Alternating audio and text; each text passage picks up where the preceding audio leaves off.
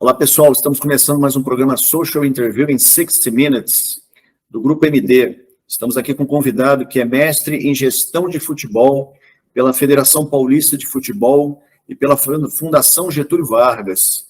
E também é bacharel em administração de empresas pela PUC de São Paulo.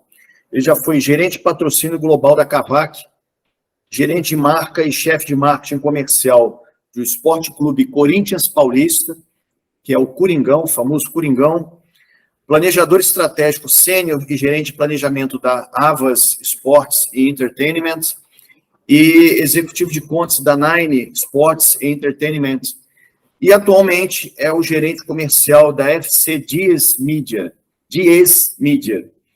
Eu estou falando com o Vinícius Manfredi de Azevedo, nosso querido professor Vinícius. Seja muito bem-vindo, Vinícius, ao nosso programa.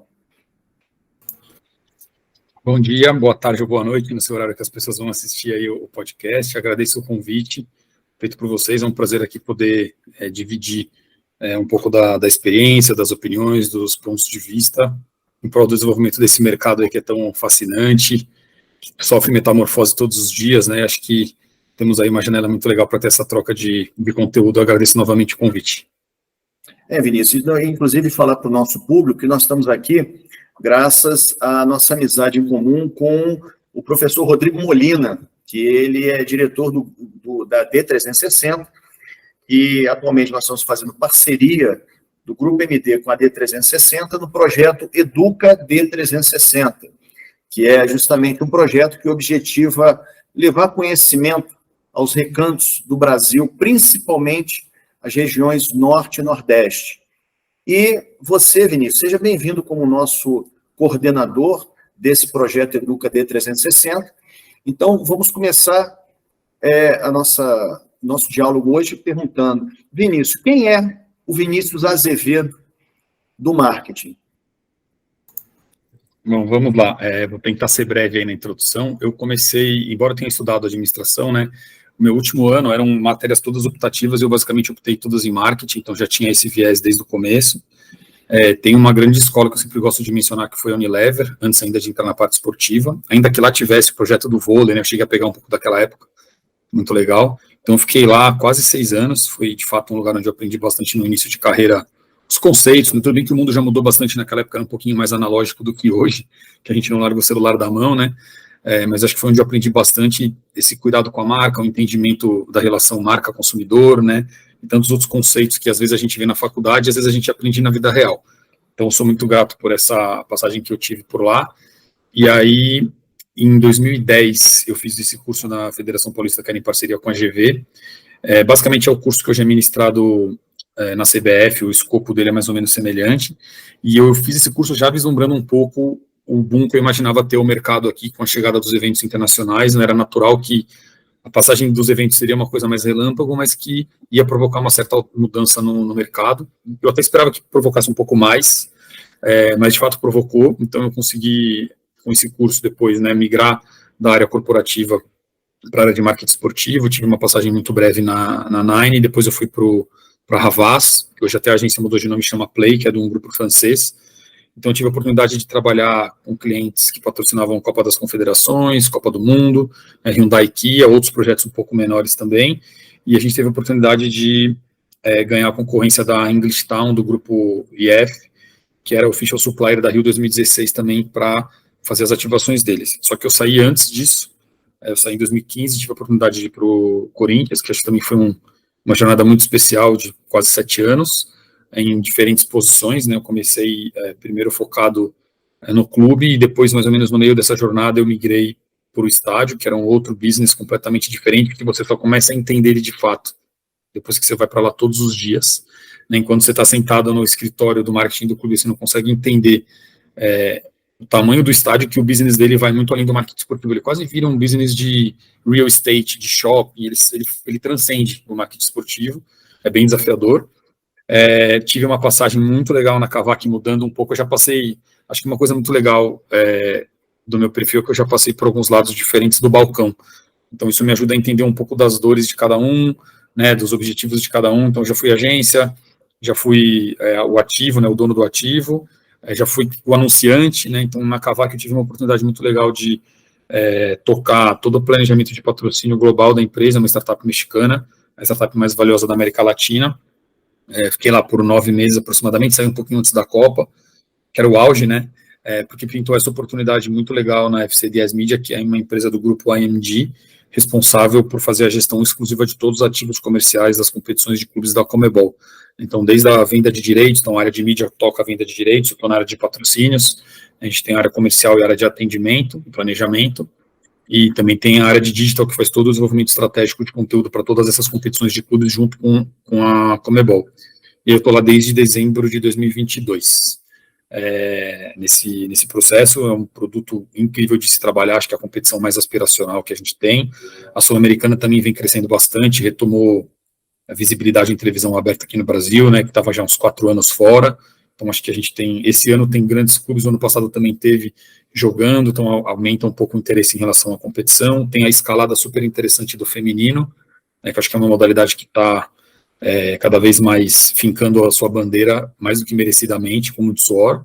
Acho que nesse último fim de semana, se não estiver enganado, ainda que foi um fim de semana de muitos clássicos no masculino, eu acho que o público do jogo feminino do Corinthians foi maior do que os públicos do masculino. Obviamente, alguns estádios não teriam a capacidade de ter maior, mas assim, mesmo assim, acho que é um número muito impactante e muito legal de observar essa escalada aí, interesse, cobertura, televisão aberta mostrando também o desporto feminino. Basicamente, esse é o resumo aí que eu gostaria de compartilhar um pouco sobre a minha carreira. Vinícius, e você sendo mestre em gestão de futebol e, ao mesmo tempo, você tendo passado pelo Corinthians, né? O que representa o futebol na tua vida? Aliás, você é corintiano? Sim, sou. Cara, é muito engraçado essa pergunta, porque eu vou tentar respondê-la num viés não profissional. Vou tentar responder num viés pessoal que justifica o meu interesse por trabalhar com isso. Eu até brinquei outro dia, conversando com a minha esposa, que eu falei que eu conseguiria, talvez, se eu fosse escrever um livro de tudo, ou de quase tudo da minha vida, eu conseguiria encaixar, em algum momento, o gatilho, qual foi o papel do eu, torcedor, né, e disso ter acontecido. Então, a forma como, coisas que eu gosto de fazer, de hobby, de relações de amizade que eu tenho, da minha própria relação familiar. Então, tem muitos elementos que eu consigo contar a partir da minha conexão com o clube. E eu acho que no frigir dos ovos, o fascinante de trabalhar com futebol, independente do time que a pessoa torça, inclusive ela tem que estar preparada para trabalhar em outros clubes, né? Faz parte. E também é interessante, às vezes, você ter o olhar um pouco de fora, né? Você sair um pouco daquele prisma seu passional. Quando me fizeram uma pergunta muito curiosa quando fui entrevistado no Corinthians, não que seja uma resposta que eu ache. Muitas vezes acho que o mercado acaba ficando numa zona de conforto por causa dessa resposta, mas é o que eu queria mostrar sobre algo que é fascinante nesse sentido. Me perguntaram assim, por que você gostaria de trabalhar no clube e com futebol, embora eu já trabalhasse com futebol? Eu falei, olha, se eu for no cinema, no sábado, o filme for ruim, a transmissão da sala estiver péssima, o banco úmido, a sala fedida, a pipoca gelada, eu não volto naquele cinema. Se eu for no estádio domingo, tomar chuva, passar frio e perder de 4-0, eu volto na quarta. Então, acho que a relação que a gente tem, e de novo, não que a gente tenha que usar essa relação para diminuir o nível de serviço, deixar o banheiro sujo, não é isso. Mas acho que essa relação, que ela foge um pouco do racional, e que por vezes isso é bom de trabalhar e por vezes é muito difícil, né, quando o time toma um revés muito grande, para você fazer uma entrega comercial de um patrocinador, esse tipo de coisa, você sofre um pouquinho mais, mas essa conexão que transcende a lógica é o que me fascina de trabalhar com futebol, e que para a gente é futebol, em outros países talvez sejam outras modalidades que gerem esse tipo de histórias incríveis, de conexões, de pessoas que, teve um torcedor aí do Corinthians que pegou a moto e fez América do Sul para seguir o Corinthians em jogos internacionais, enfim, todos os times têm histórias incríveis para serem contadas. Eu acho que isso é o que os patrocinadores deviam mais buscar, porque essas histórias, de novo, elas transcendem o time que a pessoa torce. Aquele torcedor do Palmeiras deficiente visual, quem não se emociona com o vídeo dele e da mãe, que ela narrava os jogos para ele lá. O vídeo que o Mercado Livre fez com o Flamengo do Dia dos Pais do Zico, acho que no ano retrasado, eu chorei assistindo. Então, assim, o lançamento que a gente estava comentando aqui antes do São Paulo, agora do Naming Rights, super criativo, então essas coisas são legais, elas engajam. A gente escuta muito no mercado, mas se eu patrocinar um time, o torcedor do outro não vai querer a minha marca, essa é uma grande lenda, né? E quando você acerta a mão na linha criativa, como esses exemplos que a gente está trabalhando aqui bem superficialmente, você conecta sim, inclusive com os torcedores rivais. Então acho que É um mercado super fascinante. Não sei se minha resposta atingiu a sua expectativa, mas eu achei legal, ela é um pouco mais lúdica. É porque você sendo do marketing de um clube e você torcendo por aquele clube, quando você vai elaborar uma estratégia de marketing, você se coloca na posição do torcedor? Eu acho que esse é o maior desafio de quem... A sua pergunta é excelente. Eu acho que esse é o maior desafio de quem trabalha. Eu acho que eu consegui perceber isso logo no começo, que me ajudou. Você tem sim que se colocar, mas tem uma grande pegadinha aí. E que é um grande dilema, e isso acho que acontece entre todos os torcedores de todos os clubes, né? Existem algumas brigas no bom sentido do tipo do torcedor. Quem é o torcedor? Como é o torcedor? E cada um tem o seu jeito de torcer. E eu acho que o grande desafio de quem trabalha com o marketing dos clubes é entender que esse torcedor ele é muito heterogêneo. Ele não pode nem pensar em ações só para quem quer ir no camarote, e nem pode pensar em ações só para quem fica em pé cantando, nem só para criança, nem só. Ele tem que pensar um pouco de quem são essas 5, 6, 7, 8 pessoas que o clube tem em maior representatividade aqui, o que eu preciso entregar para ele e para ela. Então, acho que o grande... E quando você é um torcedor, você tende a pensar no seu eu torcedor. Então, acho que o grande desafio é você conseguir se desapegar um pouco da sua forma de torcer, que nem eu gosto muito de... Se eu fosse me rotular como torcedor, eu me rotularia mais como torcedor raiz. Eu sou um péssimo consumidor por estádio. Eu não sou o torcedor que vai comprar coisas dentro do estádio, que vai comprar uma camisa, que vai comprar um lanche. Normalmente eu vou ficar até a hora que eu puder fora do jogo, confraternizando com amigos, vou entrar porque não permitem confraternizar dentro do estádio, que é um grande problema que a gente tem, principalmente em São Paulo, que não pode ter a venda de bebida alcoólica, então todo mundo fica fora, então você esvazia o que poderia ser uma atmosfera legal dentro do estádio, você força que as pessoas fiquem fora. Então eu não sou o cara bom para consumo do estádio, mas eu tenho que pensar nesse torcedor, que é o que eu mais me identifico da minha forma de torcer. Eu preciso me colocar no lugar de quem vai com uma criança, de quem vai com um idoso, de quem tem algum problema de acessibilidade, de quem quer mais conforto e está disposto a pagar por isso, ou de quem quer ficar num camarote por 6, 7 horas, que é o que hoje tem lá em Itaquera, por exemplo. Você pode pegar um jogo das 4, você vai chegar meio-dia, vai sair de lá 8 da noite. É uma jornada especial que você vai ter super intensa de consumo, não estou falando de consumo financeiro necessariamente, mas de consumir conteúdo, emoção dentro daquele ambiente, que é o sonho de todo gestor de estádio. Então, acho que o grande desafio desse profissional é entender quem são essas pessoas que vão no jogo e identificar quais são os níveis de serviço e produtos para cada uma delas. Isso daí, inclusive, está linkando com a próxima pergunta. Como é que você trabalha a segmentação justamente num clube de futebol que ele tem, assim, uma abrangência popular total. Ele vai das classes A à classe E, entendeu? Então, são várias estratificações financeiras, por exemplo, poder aquisitivo, por exemplo, você vai trabalhar em relação à venda de uma camisa, entendeu? O lançamento da camisa. E como é que você trabalha essa segmentação para um público tão diversificado? Eu vou aproveitar mais uma ótima pergunta para fazer uma crítica, uma autocrítica ao mercado, porque eu me coloco como parte do mercado também, né? Ainda que eu já não esteja em clube. Eu acho que a gente tem um vício muito complicado, e os clubes que estão perdendo esses vícios estão conseguindo largar na frente, na minha visão, nesse sentido, que dificilmente você consegue fazer com que um clube invista algo de marketing, uma ferramenta. E quando você fala de segmentação, a primeira coisa que você precisa saber é quem é o seu público. E acho que, infelizmente, a maioria, não vou aqui falar do clube A ou do clube B, mas a maioria dos clubes ainda faz um trabalho muito empírico nesse sentido. Quem, sabe, é meio que se junta numa sala e vamos discutir como é o perfil de cada torcedor. Muitas vezes você acerta boa parte, tudo bem.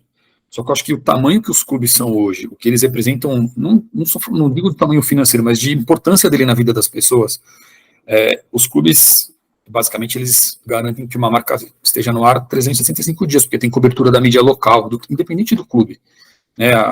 A mídia local de Campinas vai cobrir os clubes de Campinas, a mídia local de Salvador vai cobrir os clubes de Salvador, então os patrocinadores e os torcedores têm contato diário com o clube, não tem contato só quando joga. Então, os clubes são importantes muito na vida das pessoas. O pessoal gosta de falar, né, que futebol, dentre as coisas menos importantes, é a mais importante do mundo, né? Ela mexe com o humor. Tem estudos que diziam que antigamente até a linha de produção de empresas era prejudicada quando o clube de massa perdia no domingo. Tem várias histórias aí meio antropológicas que acho que são interessantes de trazer. Eu fico muito incomodado quando alguém trata o futebol como um 100% business, assim, um torcedor, é um cliente, pra você tratar ele, o cliente tem que ser bem tratado, não é por isso, mas a relação nossa é muito mais complexa com uma pessoa do que de cliente. O cliente é uma delas. Tem hora que ele é cliente, tem hora que ele é técnico, Tem hora que ele é presidente do clube, né? Tem hora que ele é só um torcedor, que merece todo o respeito e reconhecimento, então ele tem várias facetas. Eu acho que esse é um grande desafio. E quando o clube abdica de investir numa ferramenta que permita estudar quem é esse perfil, ele fica cego. Porque se eu tivesse uma ferramenta que eu pudesse... E o torcedor, diferente, se você responder uma pesquisa de uma marca, você é um pouco resistente, mas ao seu time do coração, você vai com força responder. O clube ele tem um ganho nesse sentido, que se todo mundo percebesse isso e pudesse acelerar essas dinâmicas, né, acho que todo mundo ganharia muito, no sentido de ter mais informação, porque você trabalha com dados que você tem do Facebook, do Twitter, não são seus, aquela base não te pertence ao dono daquela plataforma, então acho que os clubes hoje, eu estou me alongando um pouco nesse ponto, mas acho que ele é o ponto-chave do mercado atual. Se os clubes hoje querem vender relevância para as marcas e conhecimento do seu público, porque hoje as marcas têm a opção de várias ferramentas na internet, para ir atrás do seu público, do público que elas precisam. Então, se os clubes não trouxerem essa solução para dentro de casa, eles vão ficar cada vez mais obsoletos. A marca está assinando com o seu clube, mas ela quer saber com quem ela está falando. O que ele consome? 30% da sua base tem cachorro. Legal, o próprio clube pode ter um insight de atrás de uma marca de pet shop, de ração. 40% tem criança, 60% tem carro. Vou falar com uma marca de gasolina, de pneu. Então, assim, eu acho que o conhecimento da sua base permite você, inclusive, gerar outros negócios, permite você entregar melhores resultados para quem já te apoia e permite você descobrir novas receitas e novas parcerias a partir desse conhecimento. Então, acho que ainda a segmentação acaba sendo muito empírica, já tem ótimas ferramentas hoje no mercado, já sei de alguns clubes que compram, inclusive no estado do Ceará tem clube que já usa a ferramenta e é muito legal, já largou na frente de outros clubes que ainda não estavam nesse looping aí, mas eu acho que é isso, para a segmentação acontecer de fato, com inteligência, ela precisa de ferramenta e de gente treinada para usar essa ferramenta em prol desses objetivos, né? Senão ela acaba sendo muito empírica. E aí, indo para a complementação da pergunta, né, sobre camisa. Camisa é uma outra grande discussão, principalmente sobre os valores, né? Quando a gente vê as camisas lançadas, elas vêm sempre num preço muito caro, embora hoje tudo esteja muito caro, né? Mas essa discussão sempre reacende e ela sempre acaba entrando na discussão de luta de classes, que é uma discussão muito presente também entre torcedores de clubes, né? Quando que você faz uma coisa para o público popular, quando que você faz uma coisa só para um público que é mais elitizado. E eu acho que aí também é um grande desafio que os clubes têm em mente. Obviamente as marcas, os fornecedores de material esportivo, eles têm dentro das suas políticas, né? Todos os estudos que eles têm de margem mínima, enfim, que não dá nem para discutir muito, não dá para você querer discutir com Adidas, Puma, Nike, muito o business deles, mas eu acho que falta, assim, um pouco de preocupação em conseguir atender de uma maneira mais democrática. Eu não tenho problema em ter uma camisa super cara, mas não ter produtos bons, mais baratos é um problema. Não tem problema, mas eu entrei numa discussão muito grande quando fizeram um camarote lá em Itaquera e fizeram tipo uma piscina, não é uma piscina. Eu brincava internamente, assim, falava que era a caixa d'água da Fiel, que é mais popular do que piscina. Porque você fala piscina, você pensa naquele estádio norte-americano, universitário, que tem uma piscina com borda infinita, e não é isso. Mas as pessoas já começaram, não, como é que pode uma piscina num estádio em Itaquera, de um clube popular, isso não tem nada a ver com o DNA do clube. Esse espaço é para 300 pessoas, 400 pessoas. Não é possível que um espaço para 400 pessoas vai descaracterizar o DNA de uma equipe de um estádio que cabe em quase 50 mil. O que eu acho que as pessoas têm que cobrar, e tem mesmo que cobrar dos clubes, e eu nunca tive problema em ouvir, e incentivo que todo mundo cobre, é que, ok, você está fazendo um camarote legal, e para o povo da arquibancada, o que você está oferecendo? Eu acho que essa é a questão, não é não fazer lá, é fazer aqui. Eu acho que é um pouco disso, né? A gente tem vários exemplos legais aí, o estádio do Racing, que é um estádio super antigo, tem uma quadrinha pintada no chão super raiz, que as crianças ficam jogando bola e que gera conteúdo, sabe, orgânico.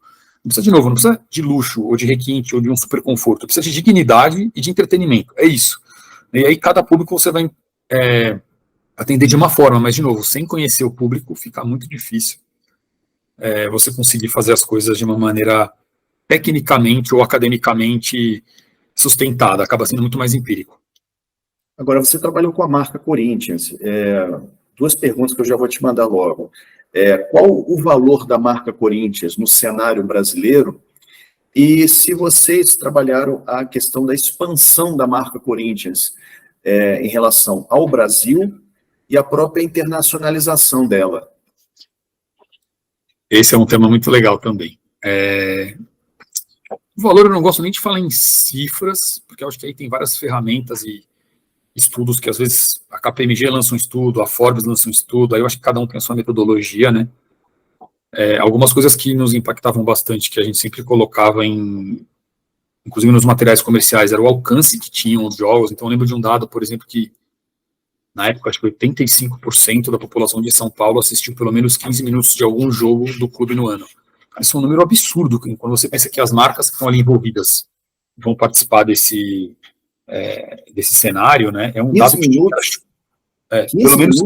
pelo menos 15 minutos de um jogo no ano, 85% da população de São Paulo, e se não me engano, 50% do Rio, porque joga com os times do Rio, né? Então assim, são números que assustam, assim, né? Quando você vê a quantidade de seguidores nas redes sociais, no momento que as redes sociais estavam começando, não era o que era hoje, ela era 2015, né? Já faz quase 10 anos. Então, dados curiosos como, por exemplo, mais da metade dos seguidores do Facebook são mulheres. Todo mundo fala, o futebol é algo masculino, né? Obviamente sempre a mulher sofreu muito preconceito e sempre foi colocada à margem do futebol, mas ela tem sim interesse, ela sempre quis saber mais, quis se envolver. E aí vocês têm também, sem te interromper, Vinícius, vocês têm o respeito às minas, né? Isso eu estava lá na época, eu estava bem nessa época, inclusive. Posso até falar um pouquinho sobre como isso aconteceu. E falando sobre expansão, cara, essa é uma outra autocrítica que eu sempre compartilho, principalmente quando eu vejo algumas pessoas vindo falar sobre internacionalização. Não, porque, cara, os clubes ainda não conseguiram se nacionalizar. De novo, uma crítica construtiva, não estou aqui querendo apontar o dedo para as pessoas, longe disso, porque eu sei que eu já trabalhei em clube, sei que quando você entra lá, você acaba sendo consumido por uma demanda e por uma urgência que preciso de resultado comercial ontem.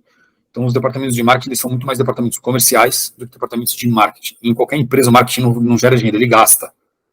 O marketing gasta para o comercial trazer.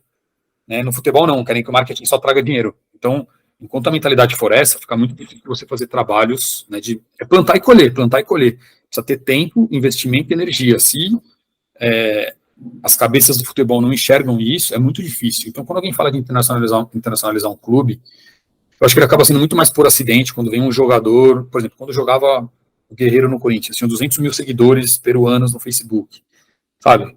É muito mais algo, de novo, que acontece organicamente. A gente foi jogar Florida Cup, mas não adianta você jogar Florida Cup em janeiro, e na época não tinha transmissão dos campeonatos lá.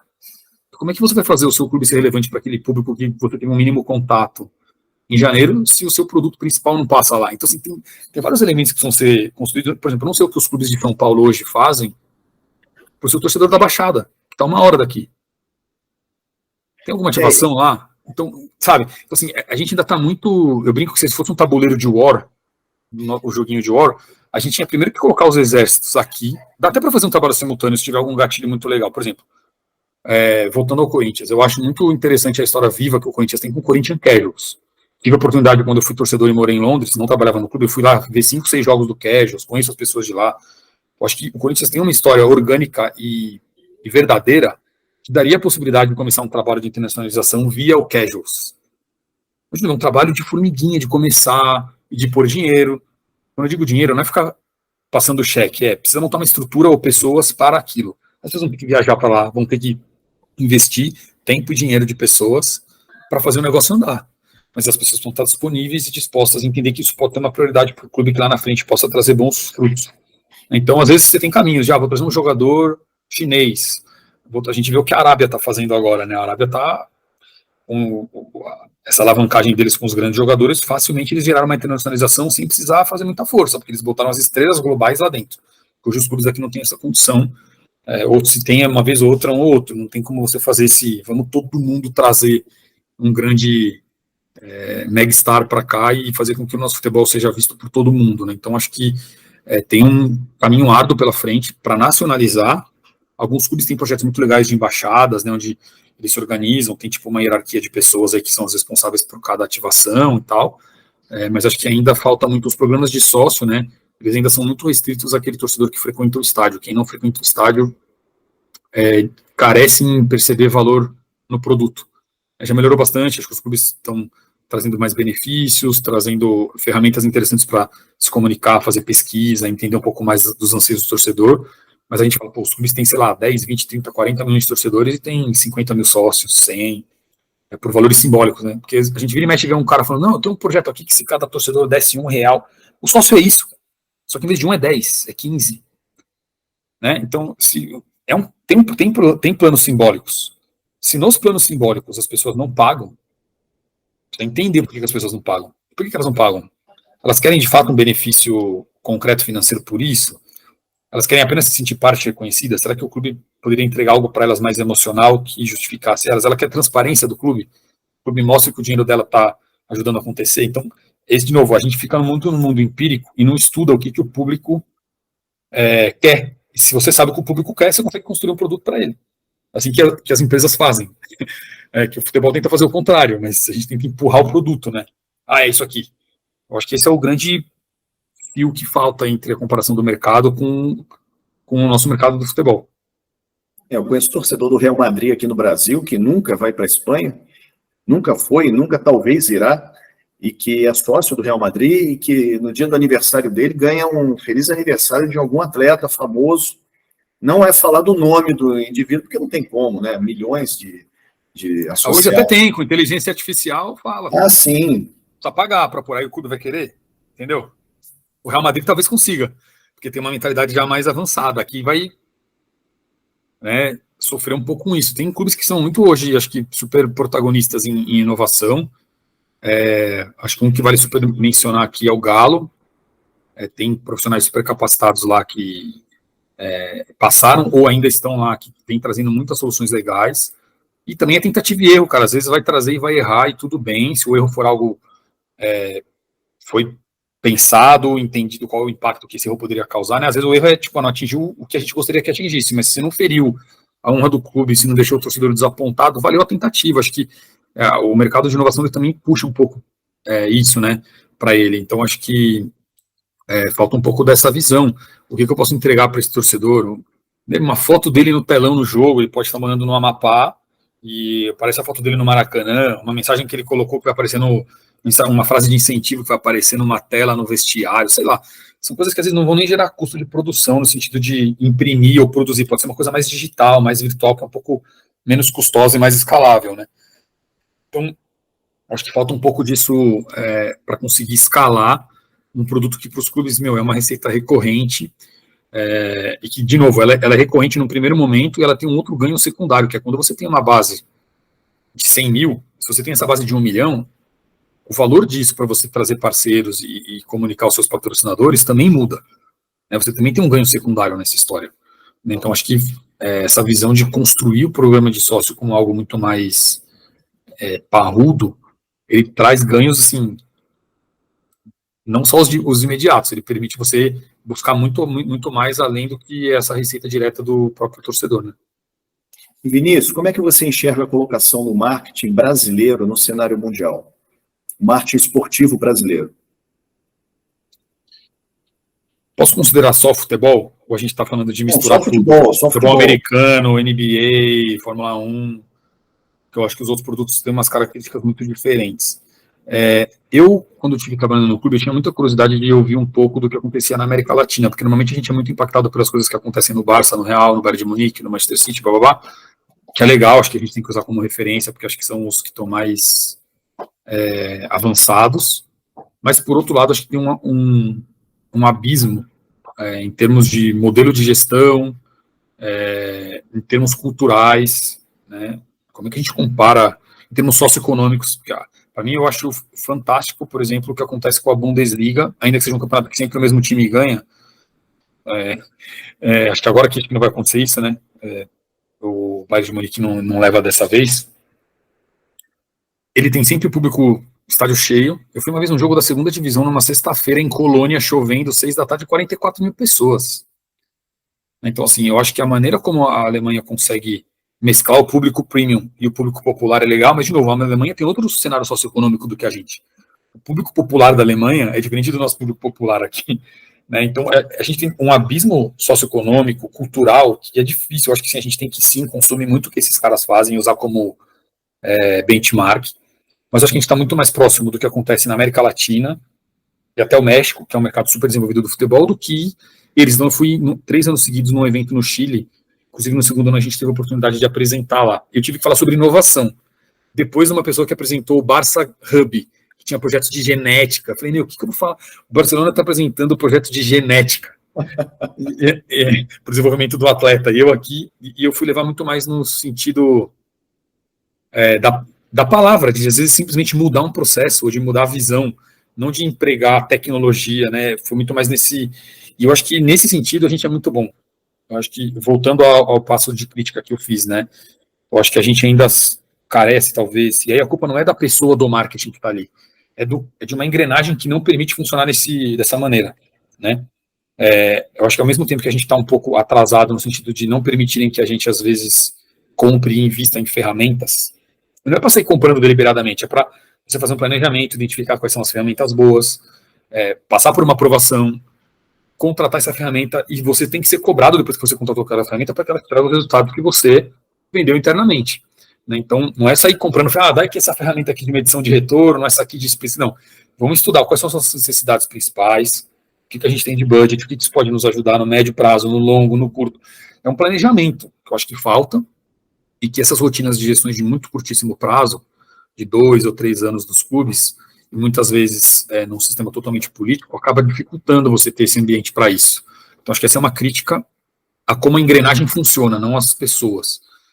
E sobre as pessoas, eu acho que eu tenho muito mais elogios, conheço bastante gente no mercado, e eu acho que a galera consegue se virar, cara, com todas essas limitações e dificuldades que tem, a galera consegue se virar muito bem nessa questão de ter saídas muito criativas. Obviamente, a gente sempre fica com aquela sensação que o potencial nunca é totalmente explorado, e de novo, eu acho que não é por conta dos profissionais, é por conta de todo esse ecossistema um pouco confuso que a gente vive. Os próprios profissionais que trabalham na área, eles têm esse sentimento, quando você conversa, e é engraçado que as dores costumam ser as mesmas, quando você vai conversar com um profissional que está no outro clube, o que ele reclama é a mesma coisa que você também reclama, né, de dificuldade. Então, é muito legal, vou dar um exemplo muito legal, acho que assim, o Santos, o ano passado, teve um ano esportivamente muito difícil, foi rebaixado no Campeonato Brasileiro e tal. No outro ano já vinha sofrendo um pouco, e o marketing fez coisa pra caramba, fez projetos levando coisas para fora, né, tinha o Santos do Mundo, um projeto muito legal, falando sobre a causa racial. Então, assim, teve muita coisa bacana, e o marketing ele fica muito amarrado à performance do clube em campo. Então, acho que esse é um ponto muito difícil, e que os profissionais ainda assim têm conseguido se virar e trazer bastante ativação legal. O esporte, acho que tem muito case bacana, já de longos anos, não recente até, mas já de um bom tempo, de muitos cases sociais que foram premiados. A gente estava falando aqui antes de começar, né, eu acho que o Ceará e o Fortaleza estão num patamar de gestão muito interessante, desde como eles fazem a gestão do estádio um pouco de uma maneira colaborativa, né, pensando em conjunto, até o que os próprios clubes vêm fazendo. Eu estava até elogiando que antigamente era difícil a gente ver, né, tem muito aquela crítica sobre o mercado do eixo Rio-São Paulo, que tem as atenções da imprensa, onde acaba tendo mais investimento, puxar todos os profissionais para esse eixo. Hoje a gente vê profissionais do futebol optando por ficar em clubes que estão no Nordeste, exatamente pela estrutura e pelo projeto de construção em médio prazo, que é o que normalmente não tem nos clubes. Então, acho que isso também é uma menção honrosa, não só ao marketing, mas a gestão como um todo, que a gente vem notando acontecer em vários clubes, e que muitas das vezes são puxados por clubes do Nordeste. Então, acho que é uma coisa muito legal também provocar o próprio eixo Rio-São Paulo a aprender com o que esses clubes têm feito de inovação, no sentido de mudar a forma de gestão, né? Não de necessariamente uma tecnologia, mas de ver diferente o futebol. Mas é exatamente por isso que tem o projeto Educa D360, que nós estamos inseridos, né? Então, isso daí a gente pode conversar mais tarde. A pergunta que eu fiz para você no programa do Mauro Betting, o Sports Insights, da D360, quais as ligas que te inspiram, Vinícius? Bom, o meu eu já falei, né? A Bundesliga, acho que nesse modelo de ocupação de estádio, a ocupação do estádio é uma coisa que me incomoda muito, porque eu acho que ela diz muito sobre a qualidade do produto. Se eu não me engano, não sei se é na La Liga ou em alguma outra liga, posso cometer um equívoco aqui, os clubes eles são até punidos se aquela parte que a TV pega, majoritariamente, está vazia. Porque isso vem de um produto ruim. Na época da pandemia, acho que as pessoas perceberam isso, quando você via os jogos tudo vazio, assim, é muito feio para o produto. Então, acho que a Bundesliga consegue ter um preenchimento democrático do estádio. Obviamente, a Premier League está sempre cheia, mas assim, acho que a Bundesliga, nesse sentido, me seduz, a visão de como eles conseguem ocupar o estádio, preservando aquele torcedor que causa uma atmosfera legal que no futebol inglês não tem mais. Isso morreu junto com a época dos hooligans, que precisavam ser tirados de fato dos estádios, mas a emoção dentro de um estádio também se foi, enquanto na Alemanha existe. Gosto muito da Premier League do ponto de vista competitivo, porque eu acho que considerando aí como liga, eu acho que é a liga que tem mais jogos assim de altíssimo nível. Eu vou fazer uma analogia. Ela pode ser uma analogia meio burra, mas eu gosto de fazer. Eu acho que a gente é meio que um continente.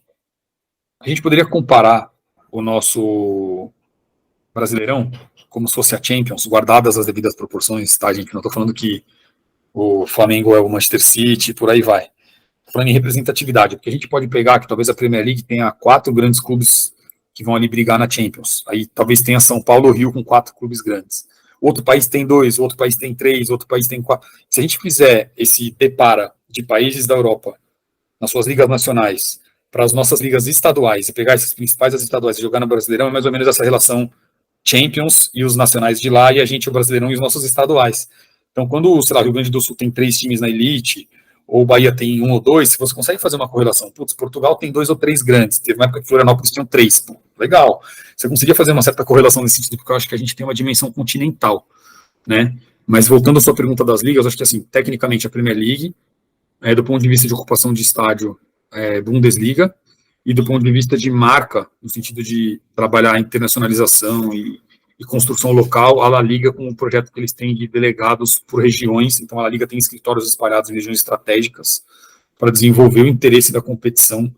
Então acho que isso, de novo, é o plantar para colher. Alguém entendeu lá atrás que precisava gastar dinheiro, investir dinheiro e tempo para começar um trabalho que fosse gerar frutos ao longo do tempo, né? Então eu acho que, dividindo um pouco as inspirações, eu deixaria essas 3 que são as mais aspiracionais, talvez, nesse sentido. Eu acho que a italiana ficou um pouquinho para trás, ela era muito sedutora ali na década de 90, que passava na TV, né? Eu acho que o futebol italiano deu uma caída, mas acho que ainda, obviamente, tem muito interesse em volta. Eu gosto do show do esporte, eu, como carioca, eu vou te falar, rapaz, como se destacavam os clubes paulistas. Impressionante, você tinha, na época, a transmissão de jogos, você mostrava a saída do ônibus da Concentração até o Morumbi. Impressionante, e era o dia inteiro, principalmente futebol italiano, Maradona, inclusive, Careca. Hoje, o pré-jogo, hoje, muitas vezes, os clubes estão fazendo nas suas próprias redes, né? Para tentar captar esse engajamento. Abre uma live no YouTube ali ou no seu canal, mostrando o ônibus chegando, entrevistando alguém, o torcedor na porta do estádio. Mudou um pouco descentralizou um pouco essa produção de conteúdo. E eu também gosto de olhar um pouquinho para as ligas daqui. A gente sabe que, por exemplo, o Chile passou por um processo recente onde os clubes viraram todos empresa. A Argentina, eu particularmente sou fã. Aí é mais uma questão passional, assim, eu acho que a forma como o estádio pulsa é um negócio surreal. Eu já fui em alguns jogos na Argentina, não é só o Boca Juniors. Eu tenho muita vontade de um dia no jogo do São Lourenço, nunca fui, porque eu vejo os vídeos no YouTube e eu fico falando, meu, que insano. Então acho que cada um me inspira em alguma parte, sabe? Acho que a Argentina me inspira nessa questão de arquibancada, a Alemanha no modelo de fazer a gestão dos estádios de uma maneira um pouco mais democrática, considerando as diferenças socioeconômicas deles para a gente.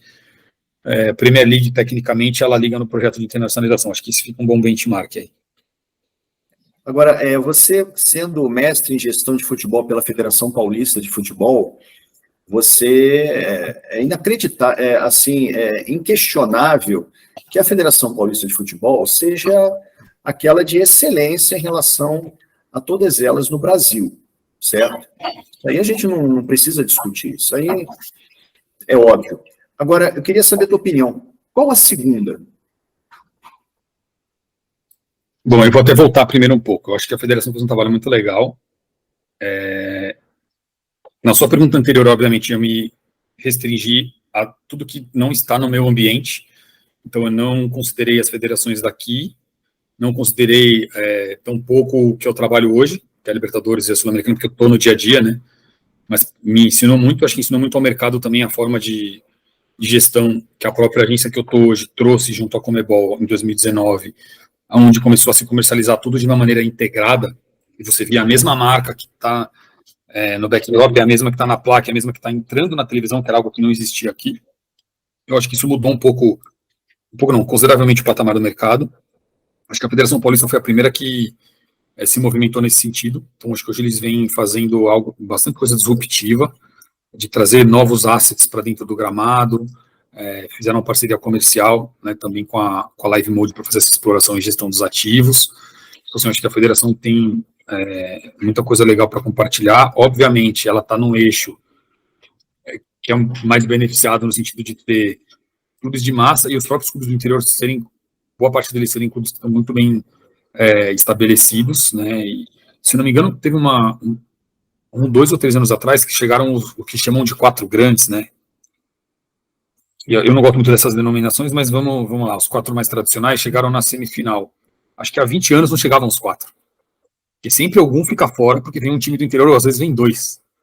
A gente tem o Red Bull Bragantino numa super ascensão, os times de Campinas vira e mexe estão num momento bom também, e a gente tem às vezes alguns que por 2 ou 3 anos queriam, o Mirassol, que depois que avançou na Copa do Brasil, construiu um centro de treinamento absurdo, começou a ter resultado muito bom. A gente tem o Novo Horizontino, a quantidade de clubes do interior de São Paulo na Série B e C, né, explica um pouco também do porquê o Campeonato Paulista, dentro dos estaduais, acho que ele se destaca, né.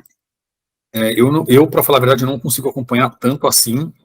Eu sou contra a galera que é contra os estaduais. Eu acho um crime acabar com os estaduais. Eu sou a favor sempre de discutir os modelos. Eu não acho que são os estaduais que acabam com as datas. Eu acho que quando a gente passou a ter um brasileiro liga, que sim é um campeonato super interessante, ele pesou nas datas, porque são 38 datas, só do brasileiro. Né? O estadual não é que o estadual aumentou. A gente pode talvez discutir o formato, ou quando tem um clube grande, talvez ele entrar num formato, num momento mais avançado, para jogar menos. Mas eu acho que o estadual ele é um campeonato super charmoso, ele movimenta muitas cidades, movimenta os clubes que não são os de massa, inclusive. Eu acho que são campeonatos super necessários. Gosto muito dos campeonatos regionais, tipo Copa do Nordeste, que eu acho um negócio incrível. Se eu puder responder a sua pergunta sobre um estadual e pular o estadual e responder Copa do Nordeste, eu acho incrível. Porque eu acho que ela busca Vou partir de uma outra autocrítica. Tá quase uma sessão de terapia, né? Aqui. Eu acho que muitas vezes os campeonatos tentam repetir o modelo da Champions. Todo mundo quer ser a Champions. Eu quero ter uma música erudita. O cara quer a música erudita aqui pra gente. Com todo respeito à música. O que tem a ver com futebol pra gente isso? Eu acho legal a gente, quando escuta o hino da Champions, relacionar, puta, aquilo é Champions. Mas com certeza não é essa música que precisa ter na Copa do Nordeste. Não é essa música que precisa ter no Campeonato Paulista ou no... Cadê a nossa essência? O que a gente pode fazer aqui que lá os caras olham e falam, puta, olha que legal que o Campeonato Baiano fez. Olha que legal que o Campeonato Gaúcho trouxe de novo. Eu acho que a gente está muito no momento de ficar olhando lá e trazendo, que, de novo, a gente tem que olhar, tem que aprender. Mas se tem alguém que é criativo nesse mundo, é o nosso país. Eu acho que a gente podia, com esse entendimento do que esses caras fazem lá, produzir protocolos nossos que chamassem a atenção deles lá. E falar, puta, olha que legal que os caras fizeram. Então, acho que, nesse sentido, a Copa do Nordeste, eu acho que ela construiu, talvez, o campeonato que melhor representa o DNA regional.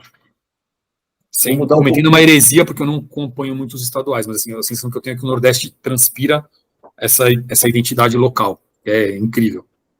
Vou mudar um pouquinho do assunto, sair do futebol e entrar no samba. Eu queria... porque eu vejo assim, como carioca, nós temos as escolas de samba tradicionais, os clubes tradicionais, e eles não se misturam no Rio de Janeiro. Em São Paulo existe esse movimento, essa mistura, com os 3 grandes da capital. Então, eu queria saber de você, como corintiano, quais são os limites entre o Esporte Clube Corinthians Paulista e o Grêmio Recreativo Cultural Escola de Samba Gaviões da Fiel? Quais são os limites? Como o marketing pode ser trabalhado ali de forma que ou se misture ou não? Como se processa isso? Cara, essa pergunta a gente precisava fazer um outro podcast. Você foi na minha veia aqui. Eu sou apaixonado por carnaval, escuto samba enredo todos os dias. Fui ritmista por muito tempo. Sou compositor. Inclusive, você é compositor de samba enredo. Sim, adoro o carnaval. Esse ano o nosso carnaval foi um pouco diferente aqui, porque nasceu a nossa princesinha no dia 7, um pouquinho antes do carnaval. A gente ficou mais em casa. Mas... Parabéns. Qual o nome dela? Teodora. Terceira criança da casa, para dar um pouco mais de emoção. Parece que você tem um filho chamado Jorge. Sim. O Jorginho, né? Tá com 4 aninhos. Não, mas foi a minha esposa que escolheu. Todo mundo brinca que fui eu que escolhi por causa de São Jorge, mas ela que sugeriu e eu facilmente acatei essa escolha. Mas vamos lá, assim, eu acho que essa pergunta é excelente e tem uma novidade. Subiu a escola do Botafogo no Rio. Eu acho que ela vai para Sapucaí ano que vem, processo, o Botafogo Samba Clube. Teve um problema que eu vi no YouTube esses dias aí, que já nos desfiles menores, né, na Intendente lá, que são as coisas que eu repudio assim completamente. Tem uma pessoa sambista com a camisa do Flamengo ajudando a evolução da escola da Força Jovem. Ele tá puxando as pessoas, vem um cara da agremiação e acaba com ele. O cara tava ajudando. E ele, cara, o que eu fiz? Eu sou sambista, não sei o que. Então, assim, eu acho que essa linha tênue é uma linha muito perigosa de se cruzar. E aí eu sou a favor de que se houver qualquer manifestação agressiva nesse sentido, para mim já não cabe intolerância no futebol. No carnaval, então, que talvez é a coisa mais disruptiva e de quebrar paradigmas e de questionar. A gente vive em São Paulo aqui uma super polêmica, porque o desfile da Vai Vai falava sobre hip hop, tinha o Mano Brown participando, era assim, em cima da música dele, e em alguma das aulas eles retrataram a polícia como demônio, e aí gerou uma super polêmica. Eu acho que assim, o carnaval é um elemento super cultural, super de questionador, e às vezes as pessoas quando vão questionar, todo mundo tem direito de questionar, qualquer coisa. Já questionaram até Gaviões uma vez que falava sobre o bem contra o mal, e tinha uma representação do diabo lutando contra o bem, acho que era contra Jesus. E aí pegaram um recorte, falando que a pandemia aconteceu por causa da comissão de frente, e aquilo era uma luta do bem contra o mal, e que no final o bem vencia. Mas existe sim, o mal luta contra o bem, você precisa representar. Então eu acho que o carnaval, ele tem uma liberdade poética para questionar coisas, para questionar ordem, para questionar político, faz parte. O carnaval, ele é um negócio talvez é o primeiro elemento cultural onde o público LGBT IAQ+, eu não sei se eu acertei todas as letras, mas é onde talvez o primeiro movimento onde as pessoas conseguiram se sentir livres. Então o carnaval, ele é disruptivo. Eu acho que ele tem que existir uma margem de discussão e de liberdade para se trabalhar. Acho que tudo bem as pessoas se sentirem ofendidas, ou enfim. Mas o carnaval, ele é isso, né, cara? Ele é uma provocação ao status quo, eu acho. Eu acho que fica o convite para quem quiser escutar o Samba do Salgueiro desse ano, que fala sobre os Yanomamis. É uma verdadeira aula de história.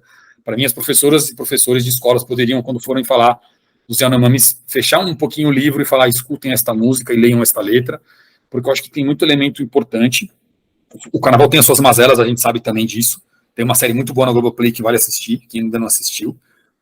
Agora, acho que os clubes, para eles, as relações com as torcidas, voltando aqui à origem da sua pergunta, é um pouco complicado você ter uma relação formal, porque você não consegue ter muito controle sobre essa relação. E aí eu acho que tem um outro ponto que ele traz um pouco uma falha do ser humano, porque o ser humano, muitos de nós constroem aquela relação de tomar lá da cá. Então, por exemplo, eu já vivenciei cenas onde, por exemplo, uma pessoa da torcida não aceita ganhar algum benefício ali para a torcida, não para ela como pessoa, para a torcida, porque ela acha que se ela ganhar aquilo, ela perde o direito de poder protestar contra o clube. E para mim são coisas totalmente diferentes. Eu acho que a torcida, ela faz parte do ecossistema do clube. O que me encanta é ir no estádio. Eu vou no estádio não para ver o jogo, eu vou no estádio para sentir o ambiente. Se eu quiser ver o jogo, eu fico vendo em casa. Inclusive, para quem compra o camarote, eu acho que ele quer ver um pouco da torcida, faz parte do espetáculo. Então eu acho que existe uma relação muito complexa de ser entendida, e que um samba enredo explica muito bem disso, que fala: a mão que faz a bomba faz o samba, né? Sim. Eu acho que você tem, por horas, coisas geniais que são feitas pelas torcidas, incríveis de emocionar, de chorar, e por horas tem coisas que são deploráveis, e que eu procuro não carregar a instituição, procuro carregar pessoas. Eu acho que a gente tem que punir pessoas. Até hoje não funcionou ficar punindo a instituição, porque a instituição não responde, ela é um CNPJ, tem que tirar as pessoas que estão fazendo coisas erradas daquele ambiente. Eu acho que esse é o ponto, né? Então, para o clube é muito difícil de ter uma relação formal com a torcida. Por exemplo, o presidente de São Paulo desfilou na Dragões, já teve momentos que dirigentes do Corinthians desfilaram na Gaviões, não sei se na Mancha Verde já tiveram. Mas, de novo, eu acho que deveria ser natural. Não é porque você desfilou ou porque você ajudou que numa outra mão não poderia existir uma cobrança ou, olha, eu te dei R$100 para você fazer um carro alegórico, então você não vai falar mal do treinador que eu contratei, sabe? Às vezes as pessoas criam umas relações que eu acho que elas não deveriam existir. Cara, você pode sim ir no ensaio, você é a diretoria inteira do, sei lá, do São Paulo quer ir no ensaio da Escola X, da Independente ou da Dragões, ela pode ir. No dia seguinte pode ser que tenha um protesto no CT, cara. Deveria ser natural, mas infelizmente não é.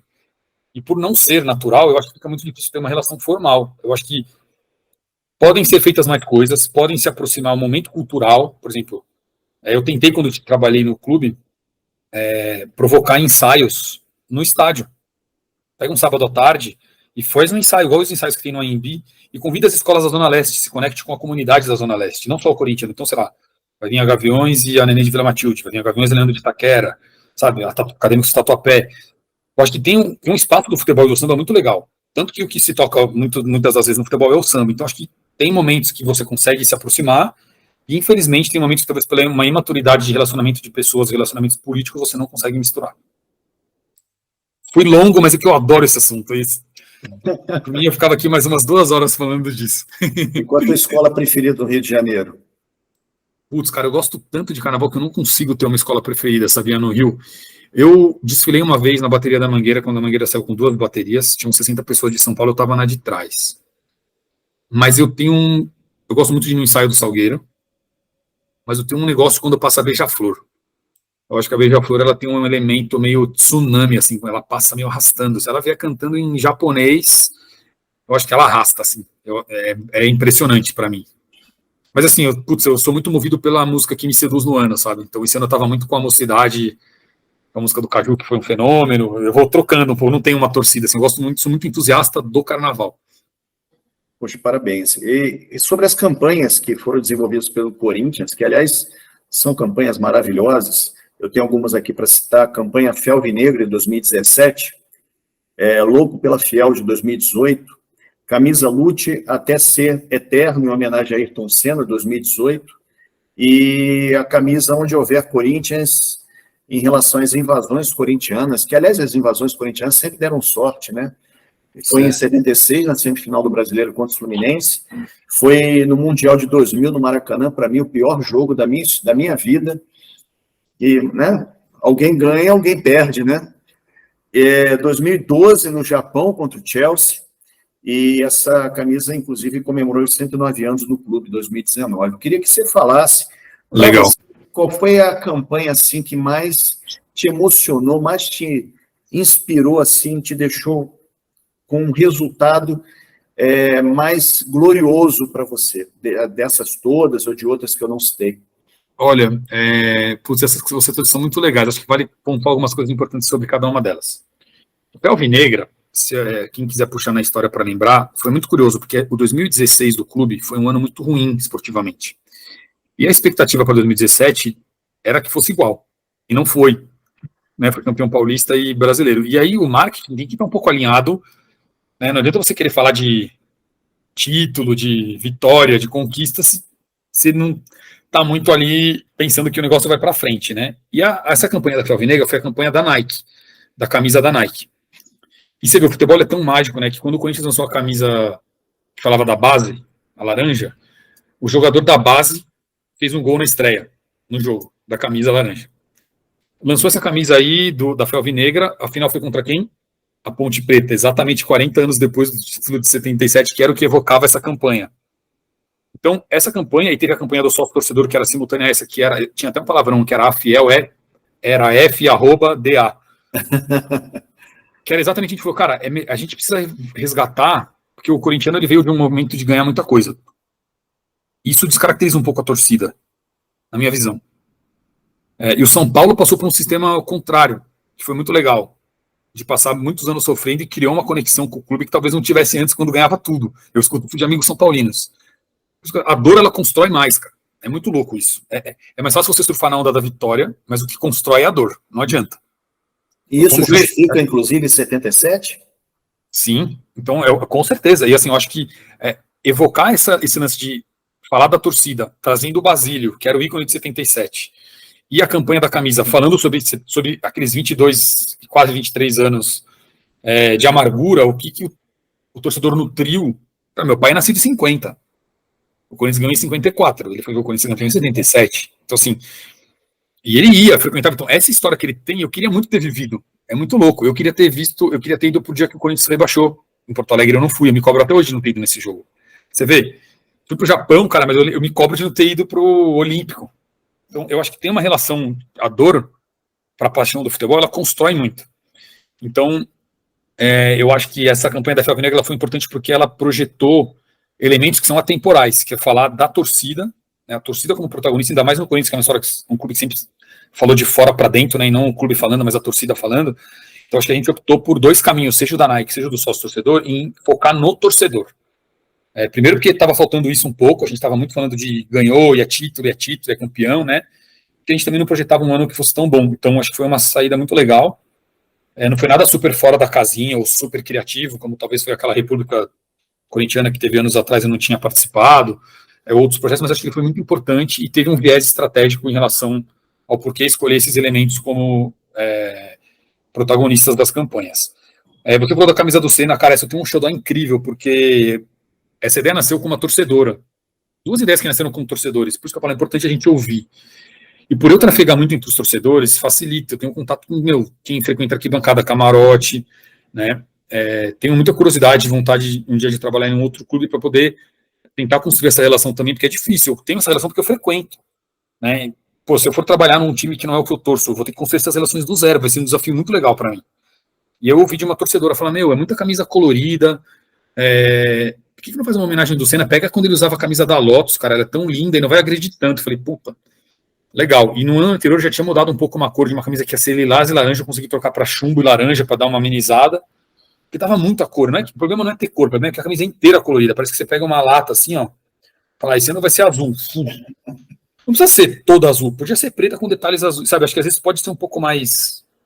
Eu não era tão chita como torcedor. Depois que eu trabalhei lá, eu comecei a ouvir de pessoas, pô, meu filho tá perguntando quem é o Corinthians jogando. Eu falei, isso é um problema de marca. Se tem uma criança de 6 anos vendo um jogo na TV, o Corinthians tá de, sei lá, amarelo, e a pessoa não sabe quem é o Corinthians, temos um problema. Né? Então, acho que tem algumas coisas para serem discutidas aí também. Então, ela trouxe esse insight. Na época, a Nike foi nos apresentar as camisas, e a camisa 3 era tenebrosa. E aí abriu espaço para a gente discutir. Eu olhei até, eu fui lá fazer, acho que bati exatamente o número cabalístico de anos que ele ganhou o primeiro Mundial, que não foi com Lotus, mas tudo bem. E aí a gente entrou em contato com o Instituto, que já era parceiro de outras ativações, né, que a gente fazia com o Instituto Ayrton Senna, eles toparam, e foi feita essa camisa. Infelizmente não deu para chegar num acordo para fazer a parte de internacionalização dela, porque tinha apelo para vender fora. Essa sim era um projeto que ajudaria a ativar um pouco a internacionalização, ainda que pontualmente. Teve interesse de compra dessa camisa em tudo que era lugar, mas não conseguiram chegar. Inclusive, o Vinícius, coincidentemente no Japão também, né? Japão, Inglaterra, Holanda. Onde houve a final, né, do Mundial e onde o Senna mais brilhou. Perfeito. Então, assim, tinha muito interesse em relação a essa camisa. Infelizmente, não deu para explorar ela internacionalmente. Quando eu estava na concepção dela, eu não estava na execução. A execução dela eu já tinha ido para o estádio, né? A das invasões, putz, muito legal. Teve muita gente que não gostou da estética da camisa. Eu, aliás, nem tenho essa camisa. Não comprei. Mas achava ela bem legal. Eu gostava mais do agasalho. Eu acho que, de novo, era mais uma campanha que enaltecia o torcedor. Eu acho que os clubes precisam muito disso. E o Corinthians, acho que mais que qualquer um que sempre falou muito sobre a sua torcida, né, precisa sempre fazer isso, cara. Não dá para posicionar alguma coisa maior do que o torcedor. Então eu acho que foi uma bola dentro também.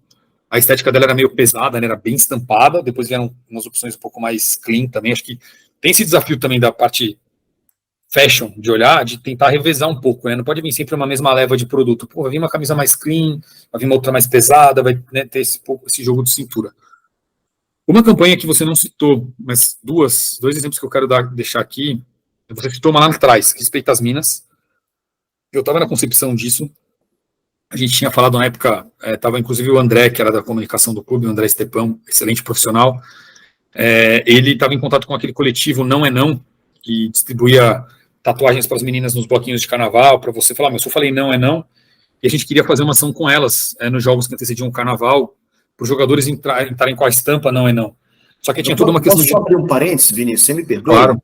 Essa das Minas e não é não, que está vinculado justamente o respeito às mulheres, entendeu? Isso daí está linkado com a quantidade de torcedoras do Corinthians, tá? E isso está linkado com a situação atual do futebol feminino, onde o Corinthians domina? Cara, não sei. Eu acho que com certeza para esse público é muito legal ver o clube se movimentando nesse sentido, mas eu acho que é uma movimentação mais com um objetivo e um propósito de provocação. Eu acho que os clubes eles são grandes canhões de comunicação. Se eles conseguirem provocar reflexões que mudem a sociedade, a gente está ganhando fora de campo. Independente se a base de torcedoras é gigante ou não é tão grande, se o time está bem ou está mal, eu acho que tem muitas causas que os clubes deveriam trabalham. Uns às vezes trabalham mais da boca para fora, hoje eu já acho ruim. Teve um momento que era bom, só o simples fato de falar já era bom, mas acho que hoje a gente está no momento já que as pessoas têm que pôr a mão na massa de alguma maneira. Então, racismo.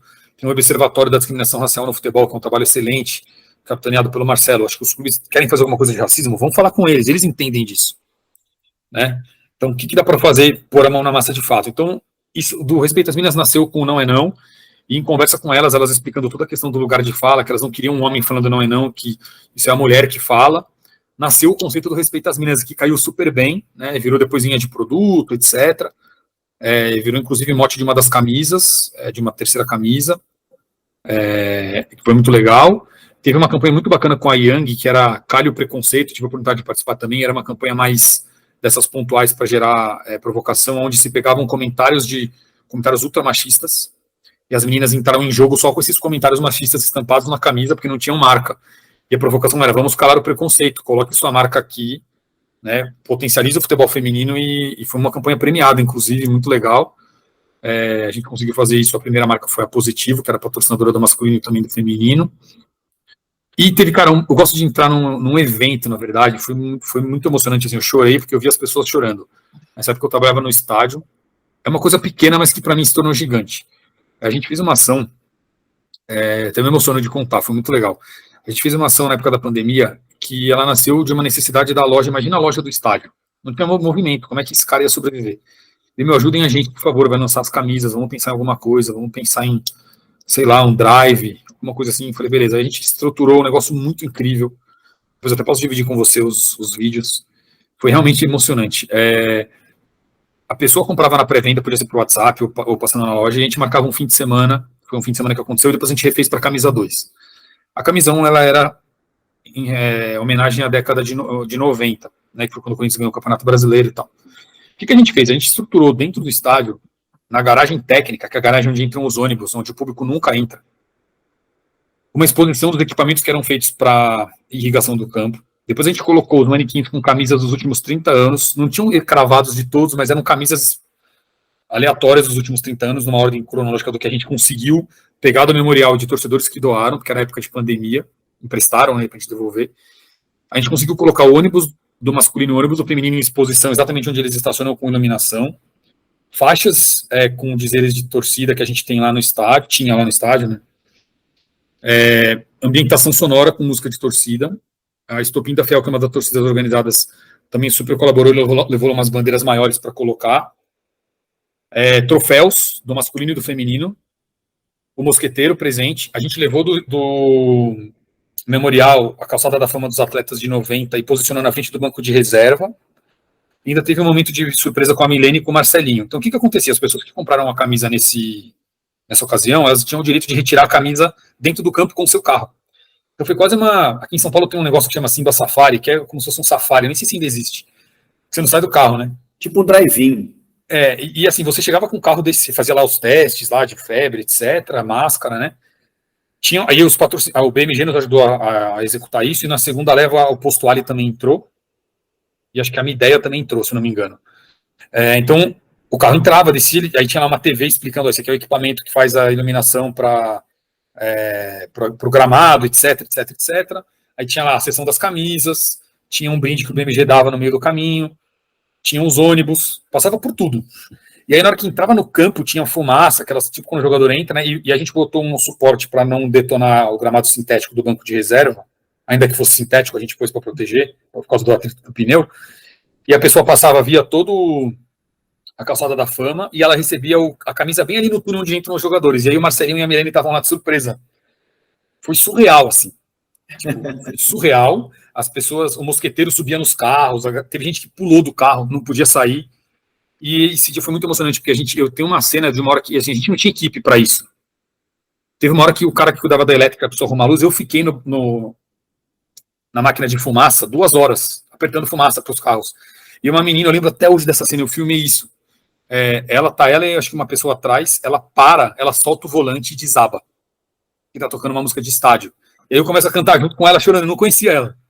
Eu falei, cara, olha o que a gente tá proporcionando para as pessoas em 3 meses de pandemia, foi junho, julho. Aí passou uma outra pessoa que eu conhecia, que abaixou o vidro chorando, falou, obrigado, eu tirei meus pais de casa pela primeira vez na pandemia. Eu falava, cara, olha o tamanho do que a gente fez. A gente começou um negócio para ajudar o rapaz a vender camisa, porque ele tem um business ali que senão ele quebra, ele tem funcionário para pagar. E a gente acabou emocionando as pessoas, porque elas conseguiram ter uma experiência que talvez elas nunca vão ter de novo, porque não vai fazer sentido, talvez, fazer isso de novo. E aí a gente repetiu isso na camisa 2, né? Tiveram mais patrocinadores ajudando. A gente teve um pit stop ali, passava pretinho no pneu, limpava o vidro e tal. A gente colocou os patrocinadores nessa para ajudar a viabilizar. E foi um negócio super na raça e que foi incrível, assim, porque, putz, você vê, eu acho que assim, quando uma pessoa chora, você zerou o jogo. Não é sobre dinheiro, né? Dinheiro são outras coisas. Dinheiro foi pro cara da loja que precisava vender camisa, legal, mas quando você vê uma pessoa chorando e agradecendo, você fala, cara, passamos, acho que a gente superou a expectativa. Então, o nível de satisfação disso foi gigante. E uma outra curiosa que também guardo com muito carinho foi no estádio, que eu acho que é uma provocação que a gente tem cada vez mais ter brand experience no estádio. Foi no 109. A gente fez 109 horas de atividades no fim de semana. Inclusive, a D360 foi parceira nesse projeto. Então, tinham eram 109 horas. Você falava, como 109 horas em 2 dias? Porque tinham atividades simultâneas. Então, tinha oficina de esporte, cursos, os documentários sendo transmitidos. Teve um evento de UFC, de MMA à noite, que não era UFC, chamava STF. Foi transmitido pela Band no Átrio. Tinha exposição de carros antigos, área Kids. Então, tinham coisas que tinham a ver com o Corinthians, tinham coisas que não tinham a ver com o Corinthians, mas era um fim de semana que a gente povoou a arena. No domingo ainda tinha um jogo, Corinthians e Galo, que era o dia 1 de fato. Teve o Réveillon, a gente fez uma festa de Réveillon no camarote. Então, à meia-noite teve queima de fogos, porque era o Réveillon do aniversário, né? Foi, de novo, num incentivo de levar as pessoas para o estádio, para entenderem que ali é a Disney do torcedor. Né? E fazer pequenas atividades que fossem pequenas, parte delas gratuitas, super democráticas, para que as pessoas sentissem o gostinho de estar ali e que isso pudesse motivar outros eventos nos outros anos. Veio a pandemia, e aí esse evento foi transformado naquelas lives de aniversário que o Corinthians fez por alguns anos. Eu já não estava mais lá, acho que na primeira eu estava, nas outras eu já não estava mais lá. Eles fizeram até show já em 2022, acho que teve show no gramado, tudo. Então, foi um evento que eu guardo também com muito carinho, porque a galera comprou super a ideia. Foi uma loucura, assim, foi surreal para fazer. Também alguns patrocinadores apoiaram, e depois isso rendeu um fruto que eu falei, plantar para colher. Essa sementinha lá de trás foi virando eventos cada vez maiores, as lives, foram uma semana de live, o Ivan Moré apresentando com a Milene, um monte de celebridade que topou participar, torcedor anônimo também, que para mim são as histórias super genuínas que tem. Então são projetos pequenos, assim, que a gente não olha eles como uma grande campanha, ou como mas que são, acho que, grandes realizações, considerando que a gente normalmente não tem tanta atividade acontecendo, né?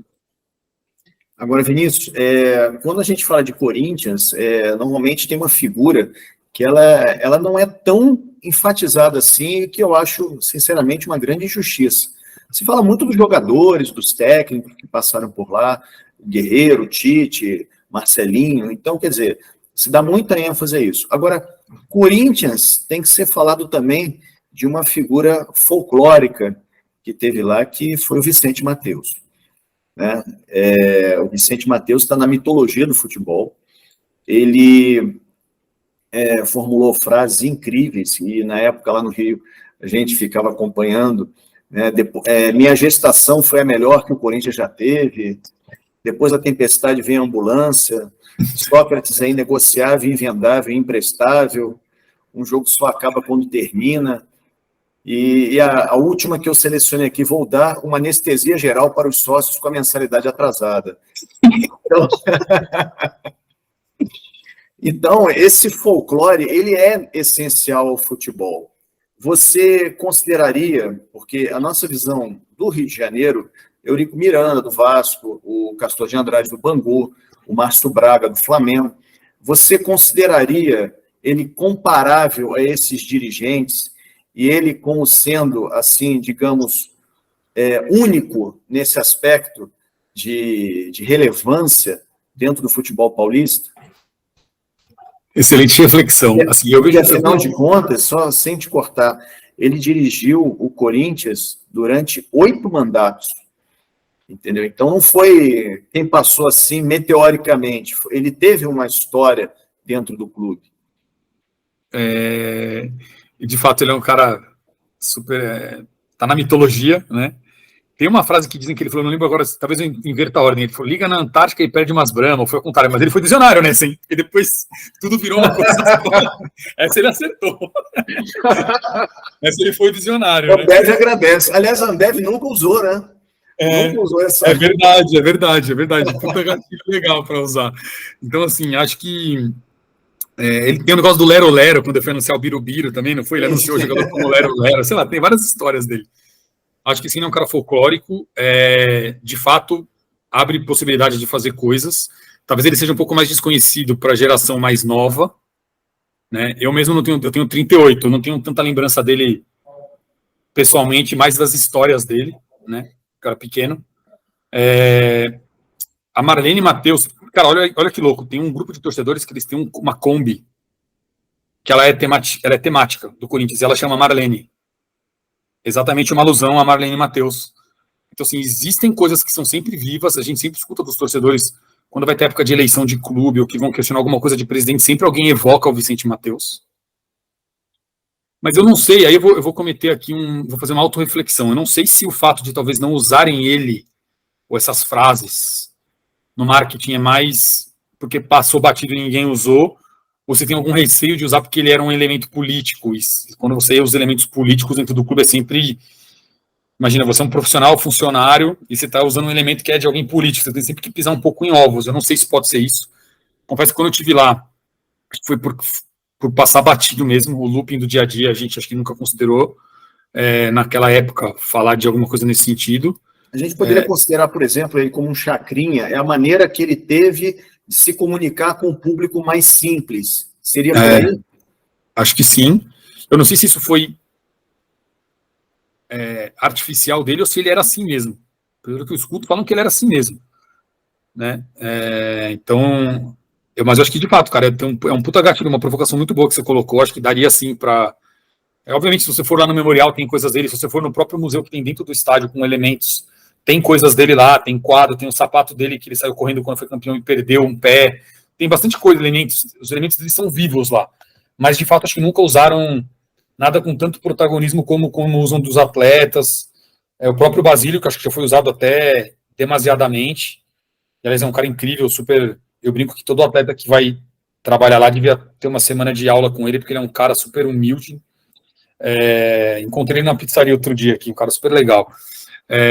Então, assim, de fato é uma puta oportunidade. Acho que se alguém que estiver lá no Corinthians estiver assistindo, tiver a oportunidade de assistir essa conversa aí e quiser usar essa ideia, acho que é um baita legado legal que ele deixou aí, porque minha rede social é um espaço para risada, né, cara? Eu acho que essas frases dele, todas elas arrancam uma risada, sem maldade, né? Eu acho que ele pode sim ser comparado a esses dirigentes que você falou no sentido da representatividade dele.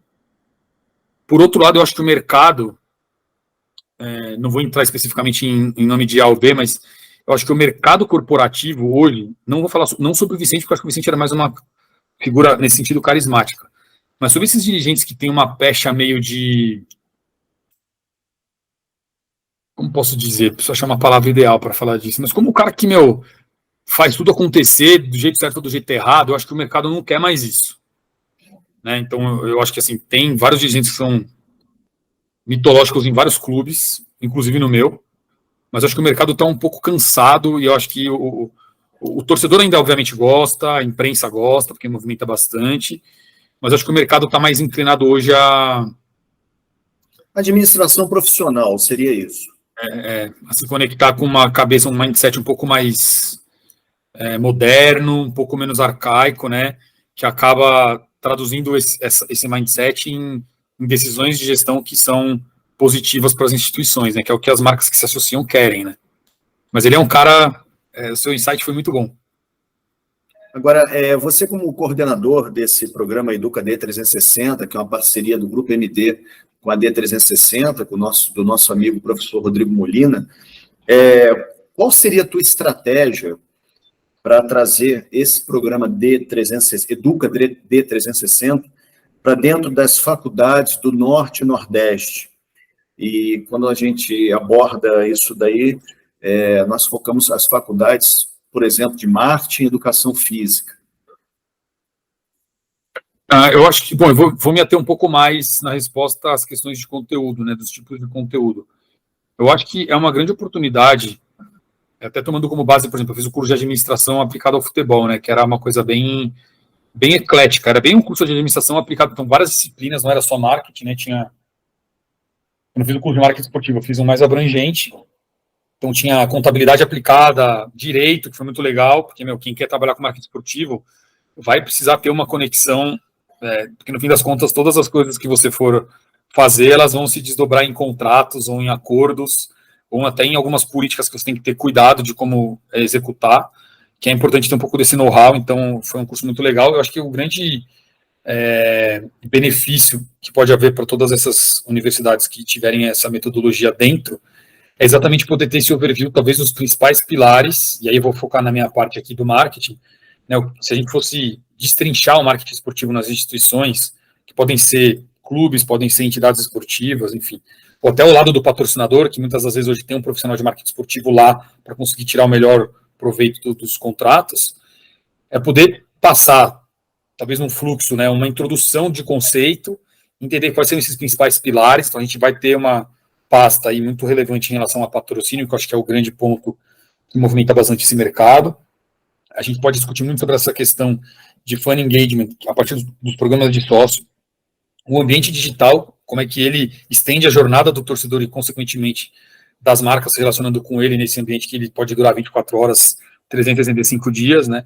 Hoje, uma criança pode nascer na frente do Allianz Parque e resolver seguir o Barcelona. Então, é um desafio. Ao mesmo tempo que é bom, é ruim, né? Por isso que eu falo, quem tem mais estrutura para investir, mais visão de conseguir entender esse trabalho de colonização, ele consegue, às vezes, roubar a atenção de alguém antes do clube local. Então, assim, eu acho que é uma grande luta que existe nesse sentido. E essa parte de live marketing, que seria o que você pode traduzir em experiência. A gente vem acho que a Copa do Mundo ajudou muito o Brasil em melhorar o nível nos estádios. Tem muita coisa ainda para melhorar. Inclusive, alguns estádios também precisam melhorar. Mas, assim, a gente vem de uma época, eu particularmente, que o estádio, assim, se você pegar a teoria de Maslow lá da pirâmide das necessidades básicas, não preenchia o primeiro, né? O banheiro é nojento, não tem uma opção de comida, embora eu não seja o consumidor de estádio, como eu falei, né? Mas tem que ter uma opção de comida. Às vezes eu levo meus filhos, eu já levei eles algumas vezes, é um perrengue levar a criança para o estádio. Perrengue, né? Então, um banheiro limpo, para a mulher, principalmente, cara, o banheiro, que a gente ainda tem um contato com o banheiro menos... a gente pode encostar menos nele do que a mulher não tem saída, né? Então, cara, o banheiro, ele é sim, parece uma coisa pequena, mas ele é um gatilho super importante na experiência da pessoa dentro de um estádio, né? Então, a segurança, o atendimento, de ter alguém lá para poder te ouvir, te orientar. Tem muitas coisas que eu acho que a Copa do Mundo nos ajudou em alguns estádios e que melhorou e trouxe talvez até um novo público, porque o estádio que estava acostumado com um tratamento, assim, péssimo, né? Ainda tem muita coisa para melhorar, tem ainda alguns problemas de violência que acontecem, tem, acho que talvez um tratamento desmedido propriamente das autoridades, né, na forma como... E essa é uma cobrança que eu faço também aos gestores: saiam um pouco da sala, do ar-condicionado, vão ao estádio, vão como torcedor, vão um dia à arquibancada, não só o camarote. Observem a jornada desse torcedor chegando, da rua, observe as coisas boas e ruins que ele faz, que o torcedor faz, observe as coisas boas e ruins que os funcionários ou entidades participantes desse evento fazem, inclusive o policiamento, né? Então, acho que tem muitas coisas boas e tem muitas coisas ruins. E eu acho que se você começa um trabalho preventivo nisso, você consegue evitar que chegue em momentos que são meio ruins para o produto. Acho que eu sou muito adepto de que o futebol, quanto mais preventivo for o trabalho, mais indolor vai ser a solução, né? Então, eu acho que eu deixo essa provocação e acho que para quem tiver a oportunidade de ter contato com essa sequência de conteúdos que a gente vai levar, já dando um spoiler, acho que esses pilares aí são pilares relevantes para a gente motivar o pessoal que já está no mercado esportivo ou que quer um dia trabalhar com esse mercado tão fascinante. Então, você consegue enxergar que existe uma demanda grande em relação aos públicos do Norte e Nordeste para nós levarmos o programa EducaD 360 para os clubes também. Com certeza. Acho que para as entidades esportivas em geral, e possivelmente até para patrocinadores locais, que esses patrocinadores, normalmente, em muitos casos, os patrocínios, sei lá, você tem as entregas previstas no contrato, e uma vez que elas estão lá ok, você simplesmente acha que o contrato está ok, e não. Muitas das vezes o patrocinador tem direito de usar e explorar essa associação de marca, e essa associação de marca depende muito mais da proatividade dele de criar coisas. Putz, acho que é relevante para mim no ponto de venda eu reforçar essa relação. Para mim, é importante no produto, na assinatura de e-mail do meu funcionário, no template de apresentação. É uma avaliação que a empresa tem que fazer de quais touch points ela tem com seus públicos e em quais desses contatos seria relevante ela reforçar essa conexão que ela tem, seja com um atleta, com uma entidade esportiva, com um campeonato, com uma escuderia de automobilismo, com o que for. Então, acho que tem uma jornada relevante para alunos universitários, para profissionais do mercado. Inclusive, acho que a gente poderia trazer, um trabalho que a gente pode depois, a quatro mãos aqui, construir, trazer referências muito legais que já são feitas, inclusive no Nordeste, como benchmarking de coisas pioneiras que têm acontecido na região. Perfeito. Inclusive, pegar esse aluno das faculdades e levar para os clubes também. Sim, eu tive a oportunidade, quando eu fiz o curso da federação, foi muito legal. Eu passei uma tarde, um dia, acompanhando a equipe de marketing lá trabalhar. Porque um dos professores trabalhava no clube, ele abriu essa janela, essa oportunidade, e me colocou lá um dia para passar uma tarde lá, eles discutindo renovação contratual com marca de cerveja, tá? Fiquei super à vontade, me receberam bem. E é legal você poder sentir um pouquinho dessa atmosfera. Existem, talvez, clubes que permitam até trabalho voluntário. Na época que eu estava no Corinthians, isso não era permitido por questões, acho que algum problema jurídico que já houve antes. Daí o clube preferiu se fechar essa possibilidade, mas eu sou super entusiasta de quem tiver a oportunidade de voluntariamente abrir espaço para quem está aprendendo, e quem puder também abrir mão do seu tempo para voluntariamente fazer um trabalho, acho que é super relevante. Eu fiz isso na faculdade, não com esporte, mas eu participei da empresa Júnior, que foi algo que me agregou bastante. Tinha 17 anos, você ainda se vê um pouco incapaz, né, inexperiente, e de repente você está ali tocando coisas, independente do tamanho das coisas que você está fazendo, já te ensina, te quebra alguns medos, né, acho que é bem relevante. Então, se tivesse a oportunidade, inclusive, de abrir a janela para trabalhos voluntários, de repente em dias de jogo, criar o voluntariado em dia de jogo com esses alunos que estão entendendo um pouco dessa importância da relação com o torcedor, da relação das marcas, da proteção dos patrocinadores. Então, acho que tem bastante coisa legal aí para construir. Poxa, excelente, Vinícius. Nós queremos te agradecer pela tua presença, tá? Uma honra estar aqui conosco, e uma honra ter essa parceria com a D360, o Grupo MD, e todos, você, coordenador do projeto Educa D360, queria que você colocasse as considerações finais. Bom, primeiro eu agradeço também ao Grupo MD, a D360, também pela conexão que o Rodrigo Molina nos fez. Agradeço super pela excelente troca de ideias, acho que você trouxe coisas aqui incríveis para essa conversa, foi muito legal. É bacana saber também que a gente já teve esse contato em outras jornadas aí. Para mim é uma super honra e satisfação poder... Eu adoro dividir um pouco desse dia a dia. Eu acho que as pessoas têm muita curiosidade. Às vezes, as pessoas também preferem compartilhar só as coisas super positivas. Eu gosto de trazer um pouco da realidade, inclusive quando tem algumas coisas mais desafiadoras ou até negativas, porque eu acho que é importante as pessoas saberem. Acho que na aula presencial que você esteve, eu falei muito sobre isso. É legal também dividir um pouco das frustrações, porque às vezes as pessoas acham que elas estão indo para o mundo encantado, né? Então tem sim muita dificuldade, muito obstáculo que tem que ser ultrapassado, mas acho que é uma troca sempre muito rica, muito válida, que pode inspirar pessoas, como por muitas vezes me inspirou quando eu estava numa esteira de fazer cursos, de construir networking, de ouvir pessoas. Todas as histórias que me contaram, ou cases que apresentaram e aulas que eu tive, foram relevantes para eu chegar onde eu cheguei. Não digo só pelo conteúdo acadêmico, mas por te dar, às vezes, algum estalo, né, algum insight, por de repente te aproximar de networking. Então, tem vários benefícios que eu acho que essas iniciativas causam. Interagir em LinkedIn, que hoje é uma plataforma super aberta para todo mundo se conhecer, né? Então, parabéns de novo pela iniciativa e super agradecido pelo convite de participar desse projeto. Tá, joia. Então, encerramos aqui mais um programa da D360 com o Grupo MD, o Social Interview in 60 Minutes, para lá de 60 Minutes, com o nosso grande convidado, o professor Vinícius Azevedo. Um grande abraço a todos e até a próxima.